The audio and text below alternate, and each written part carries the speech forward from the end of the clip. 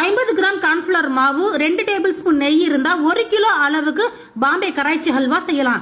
இப்ப 1 கிண்ணம் அளவுக்கு 50 கிராம் அளவுக்கு கார்ன்ஃபிளவர் மாவு எடுத்துட்டு மாவு எடுத்த கிண்ணத்திலே 3 கிண்ணம் அளவுக்கு தண்ணி சேர்த்து நல்லா மிக்ஸ் பண்ணி எடுத்து வச்சுக்கிறேன். இப்ப மாவு எடுத்த கிண்ணத்திலே 3 கிண்ணம் அளவுக்கு சக்கரை சேர்த்து அதே கிண்ணத்துல 1 கிண்ணம் தண்ணி சேர்த்துட்டு நல்லா மிக்ஸ் பண்ணி கொடுக்குறேன். நல்லா கொதிச்சு இது போல ஒரு கம்பி தான் வரணும். பாருங்க 2 விரல்கள் எடுத்து பார்க்கும்போது இது போல ஒரு கம்பி போல வரணும்.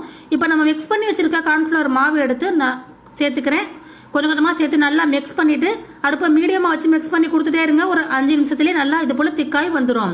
நல்லா ஒரு 5 நிமிஷத்துல இது போல திக்காய் வந்த உடனே இன்னொரு 5 நிமிஷம் நல்லா மிக்ஸ் பண்ணி கொடுங்க. இந்த அல்வா ரொம்ப சீக்கிரமா ஒரு 15 நிமிஷத்துலயே செஞ்சிடலாம்.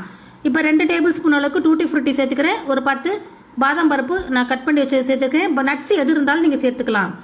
இப்போ இதுல 2 டேபிள் ஸ்பூன் அளவுக்கு நெய் சேர்த்துக்கிறேன். நெய் சேர்த்துட்டு நல்லா மிக்ஸ் பண்ணி கொடுக்குறேன். இதுல 1 பிஞ்ச் அளவுக்கு மஞ்சள் ஃபுட் கலர், கொஞ்சமா ஏலக்காய் தூள் சேர்த்துக்கிறேன். நீங்க ஆரஞ்சு ஃபுட் கலர் கூட சேர்த்துக்கலாம்.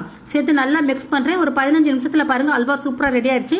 லாஸ்டா ஒரே 1 டேபிள் ஸ்பூன் நெய் சேர்த்துக்கிறேன். இது விருப்பப்பட்டா சேர்த்துக்கலாம், இல்லாட்டா 2 டேபிள் ஸ்பூனே நெய் சேர்த்துனது போதுமா இருக்கும். இப்போ அல்வா சூப்பரா ரெடி ஆயிடுச்சு ஒரு 15 நிமிஷத்துல. இப்போ எடுத்துட்டு இப்போ ஒரு எண்ணெய் தடவை வச்சிருக்க கிண்ணத்துல அதாவது தட்டுல சேர்த்துக்கிறேன். சேர்த்துட்டு நல்லா சரி பண்ணி கொடுத்துட்டு ஒரு 2 மணி நேரம் ஃபேன் காத்துல ஆற வச்சிருங்க. ரொம்ப சூப்பரான பாம்பே கராய்ச்சி ஹல்வா 2 டேபிள் ஸ்பூன் நெய் வச்சு 50 கிராம் மாவுல 1 கிலோ அளவுக்கு செஞ்சுட்டோம். இது ரொம்ப டேஸ்டா இருக்கும். இது கடைகளில் வாங்கினா அதிக விலை. ஃபாலோ பண்ணுங்க, ஷேர் பண்ணுங்க.